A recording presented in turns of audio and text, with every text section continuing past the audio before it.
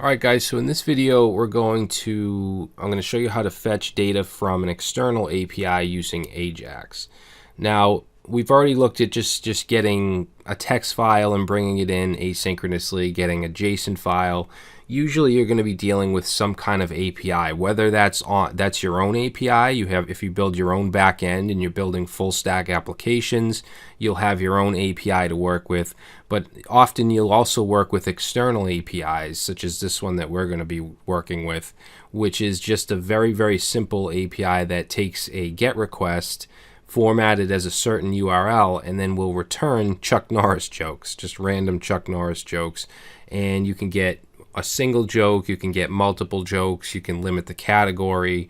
I'm going to talk more about APIs and REST APIs in the next video, but basically every API is different. Okay, so how it takes requests, how it responds, it's all different, and they all have their own documentation.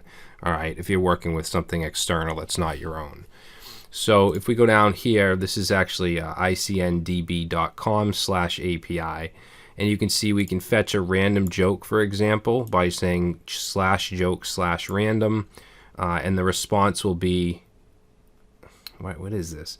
The response will be the type, which if everything goes okay, it'll be success, and then the value will have the actual joke object. All right, now you can fetch random or multiple random jokes, which is what we'll be doing by just adding on a slash and then the number. All right, now we're actually going to build an application that has a form where you can set the number of jokes you want. It'll make the request and it will return that number of Chuck Norris jokes. All right, now when you're dealing with a GET request, you can just make it right in your browser. So if we grab this URL right here and we go and paste that in, we get a random Chuck Norris joke, and every time I reload, it's going to be a different joke. Okay, now if you want to get more than one, you can just say slash, let's say 5, and it'll give us 5 Chuck Norris jokes. All right, so we're going to use Ajax to build this application that will go out and get these jokes, return them, and then we'll display them in the browser using the DOM techniques that we've already discussed in this course. All right, so let's get started. So as you can see, I have my index.html, just the basic HTML layout, and I'm including skeleton CSS right here through the CDN, and then I just have a div with the class of container, and we're including the app.js file, which is completely empty. All right, so I'm actually going to change the title to Chuck Norris Joke Generator. And then in the container, let's go ahead and build out our UI, which is going to be very, very simple. It's just a simple form. So let's say form. We don't need an action. Okay, in our form, we'll have a div.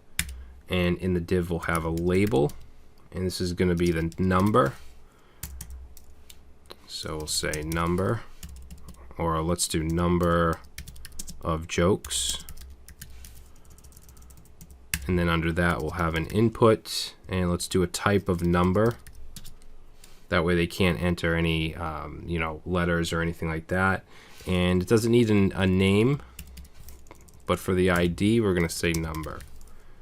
Okay, and that's the only actual input. Now we just need a button, so I'm going to put a div here and just put a button in. Let's give it a class of get-jokes, and then we'll just say get jokes. Okay, now we need a place for the jokes to render, so we're going to go under the form, and I'm just going to put a UL with the class of jokes and save.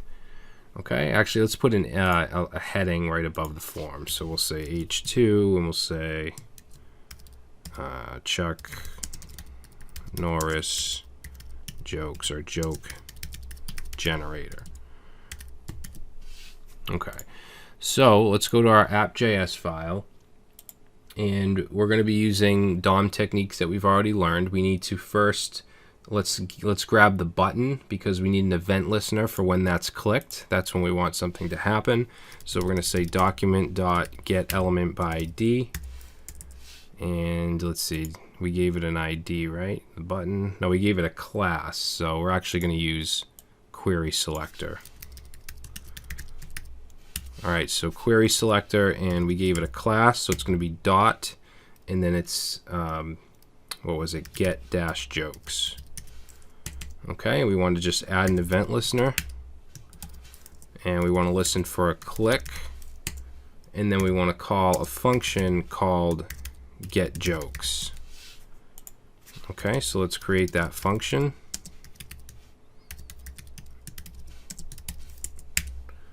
And in here, just to test it out, we'll do a console log.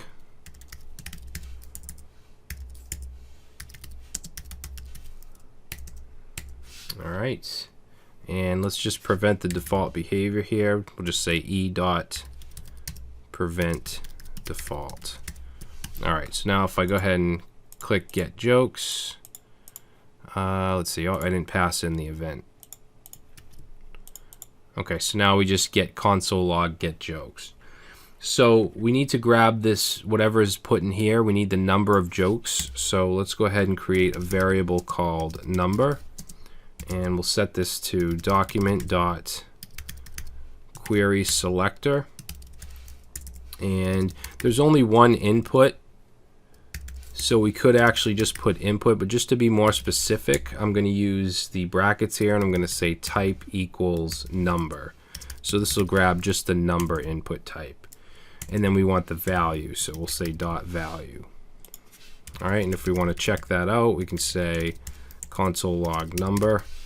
And then if we go over here and put in 4 and submit, you can see we get 4. All right, so now that we have the number, we can prepare our XHR request or our AJAX request. So let's create a variable called XHR, and we're going to set this equal to new XML HTTP request. Okay, create the object. Then we're going to call xhr.open. Now, instead of putting a file name in here like we've been doing, we're going to put the actual URL. Now, we want to fetch multiple random jokes, so this is the format we need right here. So we can copy this, put it in there, except we don't want to hard code the 3. We want whatever this number is. So actually what I'm going to do is use backticks here. So we can use a template literal, and then replace the 3 with the dynamic number that's being passed in. Okay? So we also want to set this to true because we want to make sure that it's actually asynchronous. And another thing I forgot is the request, which is get. Okay. And then down here we'll do xhr.send. All right. So what do we want to do when we actually get this data? That's what goes in the onload. So xhr onload equals function.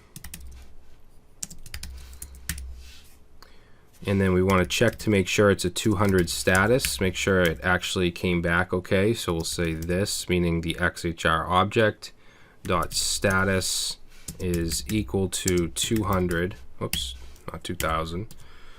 And then let's do const response, and we're going to set this to this dot response text like that. All right, and let's go ahead and console.log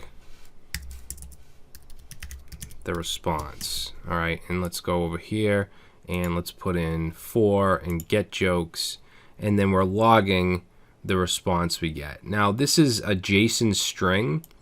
What we want to do is basically take this JSON string that we're getting, and we want to turn it into a, an object that we can actually do things to, like loop through, things like that. So we need to wrap this response text that we get back in the JSON.parse function like that.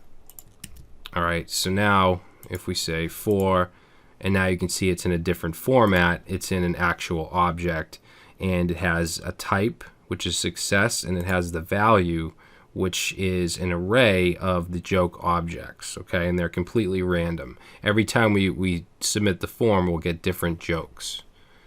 All right, so the process of actually getting it from the API is complete. Now we just want to work on putting it inside of in the DOM. All right, so what I'm going to do here is initialize a variable called output. just set it to nothing, and then we want to loop through. Actually, the first thing we should do is make sure the type is actually success. So we can say if, let's say if response dot type is equal to success, then we can continue. All right, else, let's put an else here. Else, then I'm going to set that output variable, and we want to append. I'm just going to put an li in here, and we'll say something went wrong. All right, so if it is success, then what do we want to do? We want to loop through this array and then put each iteration, each joke, inside of this output. We want to append to it, and we append using plus equals. So let's go ahead and loop through it. We'll use a for each, so we'll say response dot. Now this is important right here. I'm not going to do response for each because the response is an object. Okay, it's an object that has type and value. So we're not going to loop through an object with this type and value. We want to loop through the value which holds the array. So we're going to say response.value.forEach. And this is what I mean when I say that APIs they're all formatted differently. You might have another API that will actually return the array as the response. That way you can just say response.forEach. So it all depends on how the API is formatted. Okay, whether it's your own or whether it's an external one like this. Hopefully that makes sense. So let's go ahead and add our callback here, and for each one we'll just say joke, and then for each iteration what we want to do is take that output variable and we want to append an li. Actually, I'm going to use backticks here. So an li, and then inside of it we want the joke. So again, if we look at the value, we're going to want joke, okay, which represents the current iteration, dot, and then whatever we want here, we can get the ID, we can get the categories, which is another array, and we can get the joke. The joke is what we want, so we're going to say joke.joke. Okay, and that should do it. Now, nothing's going to happen yet. If we submit it, we need to actually insert the HTML down here. So we're going to go outside of the if statement right here, and we're going to say document.querySelector, and remember we have that output class. What was it right here? UL class jokes. So we're going to say class jokes and then .inner HTML, and we're going to set that to that output variable. So let's save. Let's go ahead and say we want 3 jokes and get jokes, and there we go. Okay, if we do 5, it'll be 5 random jokes. All right, if we do 20, get jokes, and it gives us 20. So that's our little application, and this gives you a good example of how to use Ajax to work with an external API. Now, a lot of external APIs, really intricate ones, you'll need some kind of authentication, okay? And usually that's using something like OAuth, and that can get quite complicated. I'm not going to get into that, but just know that not all APIs, public APIs, are as give you as much freedom as they do here. A lot of times you'll have to register. You'll have to actually register your application with their system so they know that, look, this application you're building is using this API, and then you have to authenticate. Sometimes you'll have a certain number of requests. For instance, the GitHub API, you'll get like, I think it's 100 requests per hour unless you go and register your application with them, and then you get an API key and you have to include that in your URL, and then you can do unlimited requests. So like I said, different rules for different APIs. All right, so that's it, guys. In the next video, we're going to talk more about APIs and specifically REST or RESTful APIs, and as well as other types of HTTP requests, because up to this point, we've only been using GET. All right, so I will see you in the next lecture.